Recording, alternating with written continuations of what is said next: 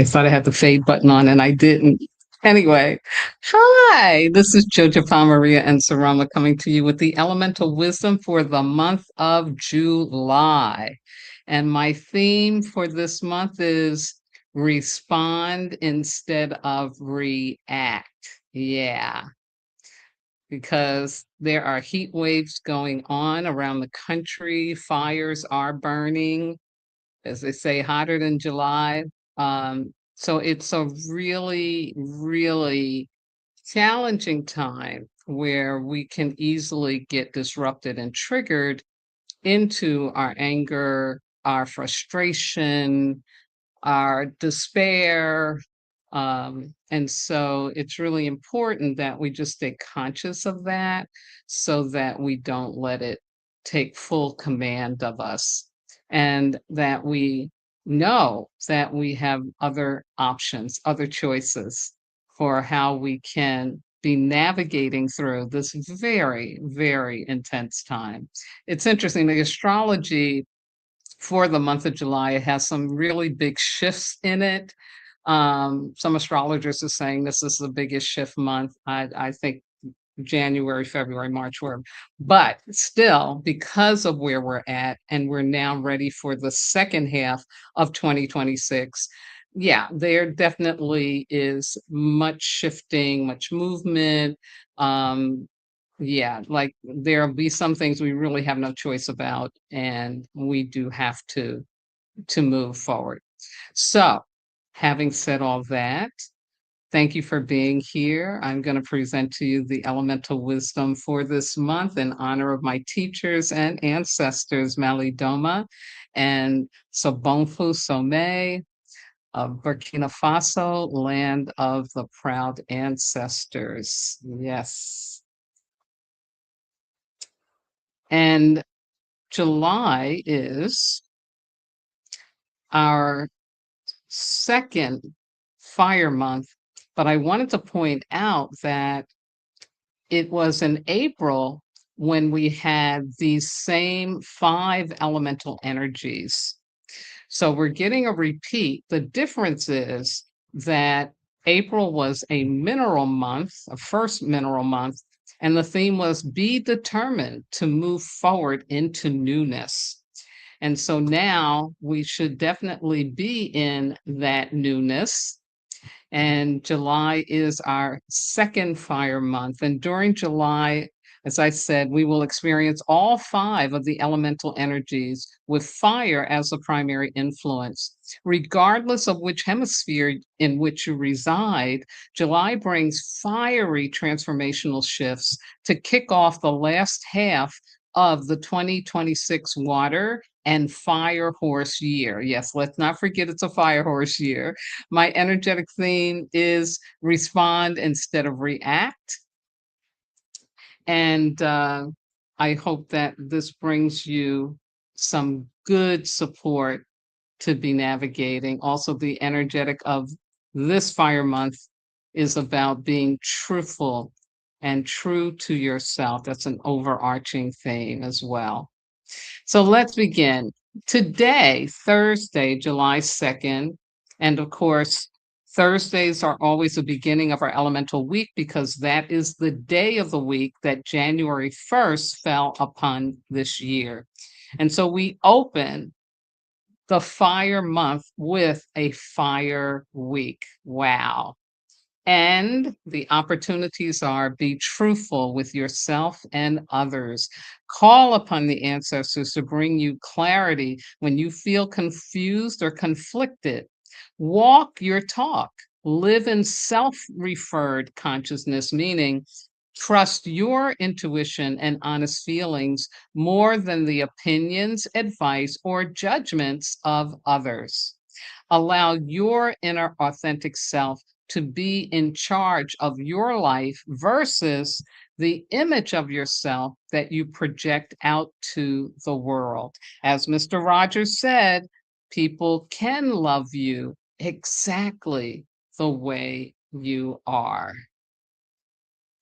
And of course, with all opportunities to navigate with, we also are going to be confronted with some You got it, distractions. And here they are for this fire week. Maintaining the status quo, wanting to go along, wanting to fit in, wanting to be right rather than truthful. Abandoning your true self in order to please others or avoid conflict. Yeah. Lying to yourself or others. Very easy to do, especially in the times we are going through. Sacrificing your needs in order to belong or be included, very similar to maintaining the status quo. And then fear of not being liked, loved, or accepted. Wow. Wow. And I'm going to tell you, this one, it is so deeply embedded and conditioned into most of us that it's something that it's very hard for us to detect.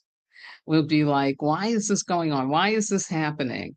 And I tell you, a lot of it roots back to that fear of not being liked and loved, and us still operating out of a juvenile mind in order to experience that love. And it's always by looking outside of ourselves.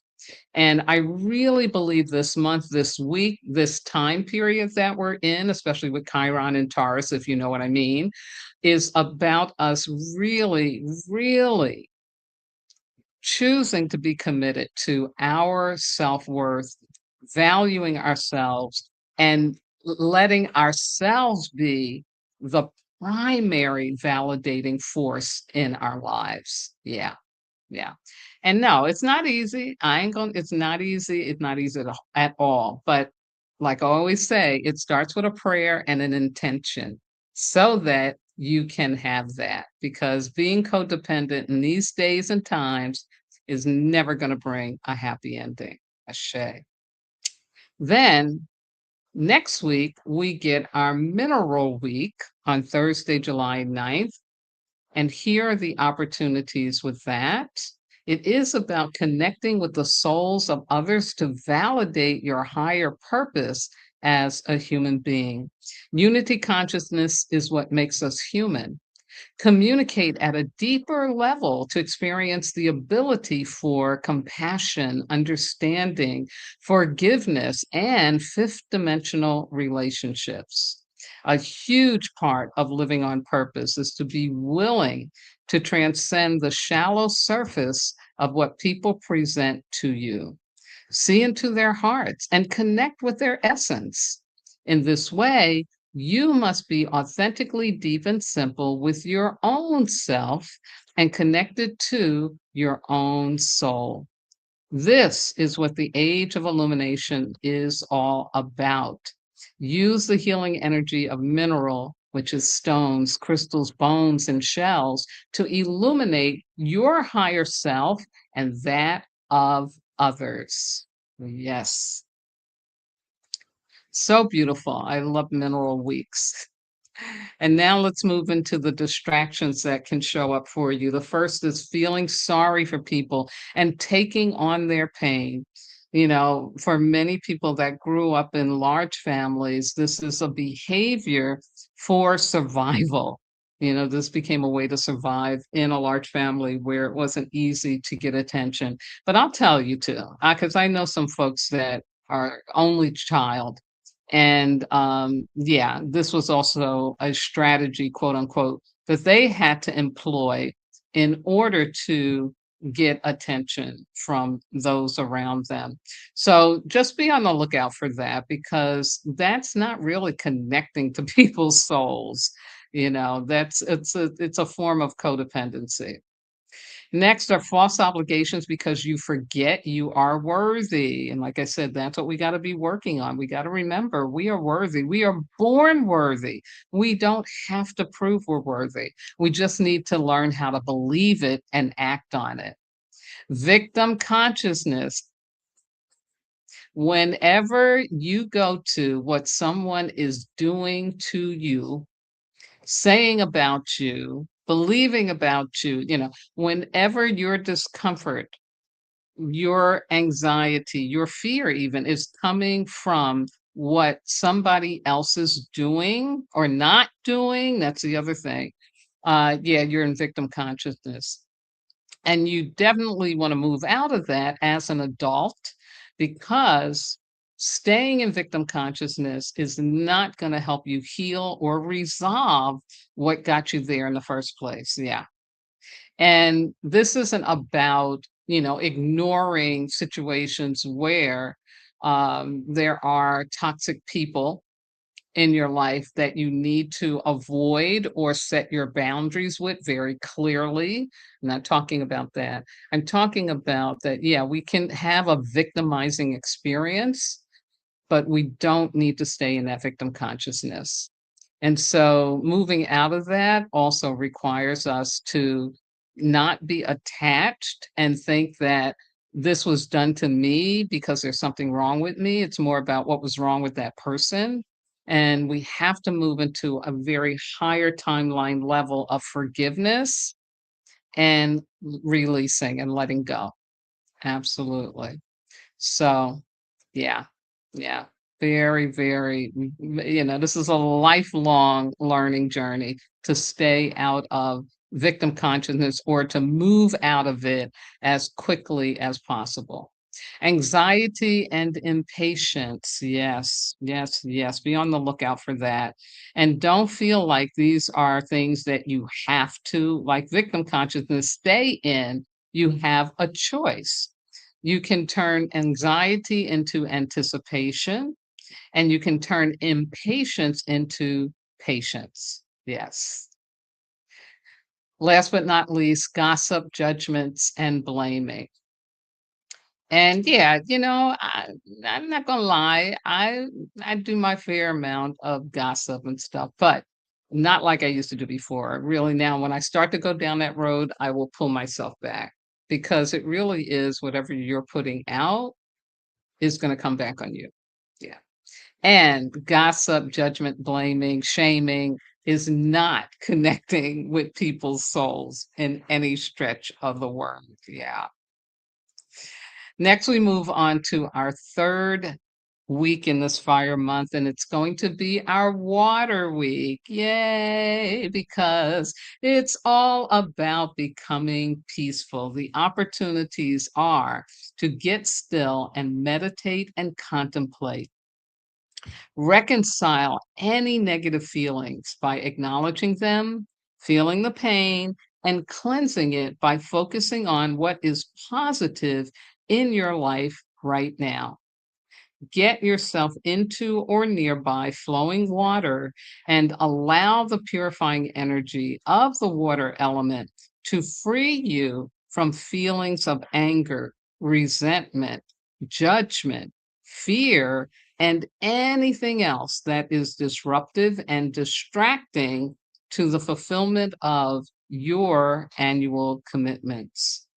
God is breathing you. Call upon divine love to free your mind. Yes. So, so, so powerful and important, especially for this fiery month. So here are distractions: ignoring or sedating your pain. Yes, not wanting to do that hard work of sitting in the pain and consciously releasing it, which means you have to feel it. If you're ignoring it or sedating it, all you're doing is helping it grow till you get into a situation where God and the ancestors and the spirit will throw you down so that you have to be still and sit in it. I know about this. It's happened to me many times. Telling yourself that your problems can wait. Yeah. Like, "Oh, I'll get to that next month. I'll get to that in 3 months." Yeah, don't do that to yourself. Attempting to change someone, oh, the control dramas. Yeah, thinking that if only I can change them to be what I need them to be, to do what I need them to do, then everything will be wonderful. And the only person we can change is who? Yeah, ourselves. So that's a waste of time and energy. Work on you so that whatever somebody else is doing or not doing doesn't pull you off of your track, off of your path. Blaming others for how you are choosing to feel about yourself. Yeah. Uh-huh. Using anger, rage, or judgment to protect yourself from other people's pain. And the reason why that's not a good strategy, although it was something I employed for many, many, many years, but the problem with it is staying in anger, judgment, and pain like that, you're just hurting yourself. You're just hurting yourself. So the best thing to do is, yeah, take on, why am I putting myself through this? Why am I staying in this negativity? How do I move myself out of that? And how do I let go of making somebody else responsible for how I'm feeling or not feeling? Why would I give my power over to someone or something thinking that's going to bring me relief? Because it doesn't. Yeah. Yeah. Something I did probably, yeah, I'd say 20 years ago is I set an intention and started doing prayers to really let go of resentment. Because, anytime someone does something that you don't like or that's hurtful or painful, betrayal, disappointment, lying, whatever, even though you may forgive them, a seed of resentment is planted in your heart. Yeah. And that seed can grow. And it's actually the reverse of what someone did to you. It's you then transferring your pain back onto them. So then you're kind of locked in this victim consciousness, challenge and fight. So letting go of resentment is really important. It's also a forgiveness process. But when you let it go, what happens is when you have to meet that person or communicate with them or, interact with them, you don't feel that pain because you've actually let it go. Yeah. Hey, Daphne. Daphne says, I used to think being angry at folks could hurt them. Yep. Nope. I was the only one feeling that madness. Yeah, girl. Absolutely. And as you know, right, it take a moment before we really get that staying angry and resentful isn't supporting you. It isn't helping you. It's not helpful for you. And it definitely isn't really hurting them. Yeah, absolutely. Thank you for that comment. It's great. And so we come to our fourth week in the fire month, and this is Thursday, July 23rd, which is our nature week. And the opportunities here are all about flexibility. Be flexible, trust the process, surrender your attachment to your plan. When we make up what we think is the best way for our dreams to come true, we are sure to be disappointed. Trust that the universe, with its unknowable ability to make things happen in the right way and at the right time, is much more powerful than your brain or that of any other human. Want it to be right for you more than just wanting it. Let go of trying to figure it all out. Do what is right in front of you to do at the present time and know that more will be revealed. Connect with the magical and tricky energy of the nature element, whether that is in the form of plants, trees, flowers, animals, or humans, to help you accept the greater order and direction you are being asked to experience. Yes, yes, yes. Gumby week. I love the nature flexibility energy. Yeah. So here are the distractions. Being arrogant and or stubborn. Yeah, that's where I got to be right more than it's got to be right for me. Attempting to change a no into a yes or a yes into a no. Again, this is really about surrendering to God's greater will, to being in alignment with what is truly right for you. Perceiving things as win lose, yeah, that's only going to make you feel sick. It's about learning. It's about learning so that we can get it right. Despairing and trying to go back to the place you know best, also known as trying to squeeze back through the hole. Yeah, and that can happen too when things are starting to work out and you start to get a little nervous and anxious, like, is this really going to work? You start going into some form of doubt. Yeah, you will try to squeeze back through, but there's no going back. So don't even waste your time hurting yourself. And last but not least, beating yourself up for situations and or outcomes over which you have no control. I will repeat that. Beating yourself up for situations and or outcomes over which you have no control. Yeah. So letting go of our control drama and learning how to accept that God really knows best because God knows more, and we can't know the whole story. We're not in a position to do that. So it's best to trust the process, adapt, be flexible, and know that everything is going to work out exactly the way it needs to. Yeah, I truly believe that. And then, last but not least, we come to our fifth week, which is a very next to the last day of July, and it is an Earth Week. I love Earth Weeks too, because this one is about receiving and giving support, paying it forward, being an inspiration. Offer assistance without expecting anything material in return. Demonstrate your ability to be generous, compassionate, considerate, and trustworthy.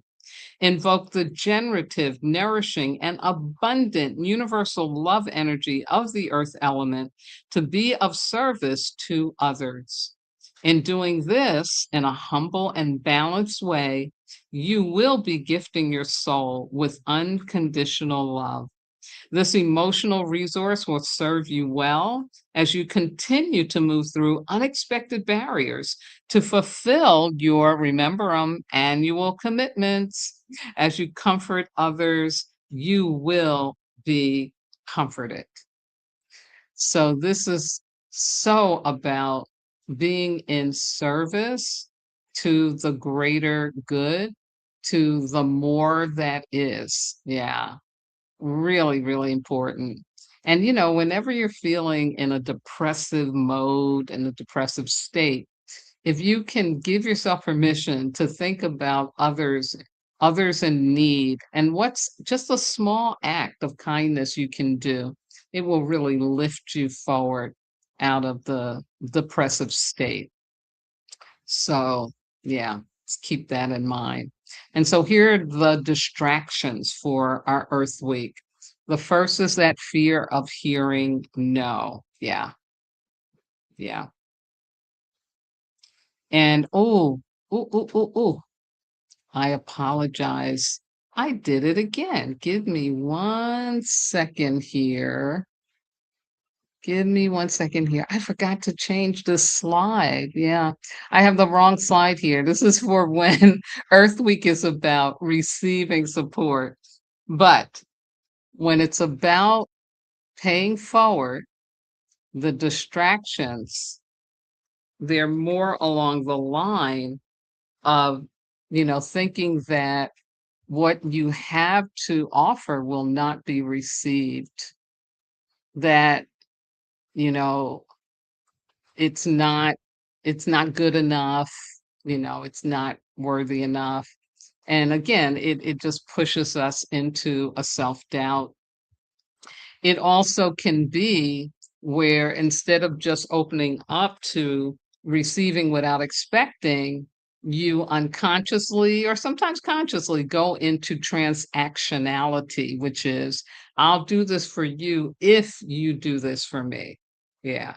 Or you do a one-way bargain where you think, okay, I'm going to do this thing because I know that this person will do this for me. And then when they don't, yeah, then it's not a good day. Then you're left to feel like, oh, they took advantage of me. You just can get all into a ball. So, again, the idea here is just to be open to paying it forward, to do something kind and loving without expecting anything in return. And I realized too, I forgot to change the slide too. This is a slide for receive, so that's all good, right? Yeah, it's all good. I'll clean it up though as soon as I finish this because I don't want this coming up again. But I hope that was helpful for you for navigating through. I will put timestamps in this by I'm going to take holiday time, so it'll probably be by next week, but then you can refer back to it. Also, just want to remind you that hold on one second. Oh, is this it? Did I put it in and I forgot? Hold on. I might have done that. Let's see. Oh, no, I didn't do that. Okay. But I want to remind you about Earth Week, honoring the Earth. Our monthly time to do this will be on July 22nd, which is a Wednesday, the middle of the month. And just a reminder that, the theme for Earth Day 2026 is about restore our Earth, our power, our planet. And they've gotten a little more political minded because they have been urging lawmakers to take a stance against the rollbacks that impede or undo the remarkable progress we've made over the last 55 years, and to support clean energy tax credits and incentives, as well as federal clean energy funding. And you can go onto their website, www.earthday.org backslash action, and scroll down to stop government rollbacks to get some more information about that. Yeah, because that is really, really so important. And so there you have it. And I do want to share that upcoming for my live streams for July, I am going to take this Sunday off. But I will bring you the astrology for the first half of the month on July 12th. And then for the last half of the month, which coincides with the timing that will be 2 days later, we'll have that full moon, or 3 days later, we'll have a full moon in Aquarius. So I'll do that on that last Sunday. And in between, I will do some wisdom walk talk for you on July the 19th. So, my dears, may you have a very happy, well, and peaceful rest of your day, paying attention to your self worth, making sure that you respond to things, not react. Yes, yes. Thank you, Daphne. She says, I got it. And know that that will be so much better for you, so much healthier for you in the long run. Yeah. Bye bye now.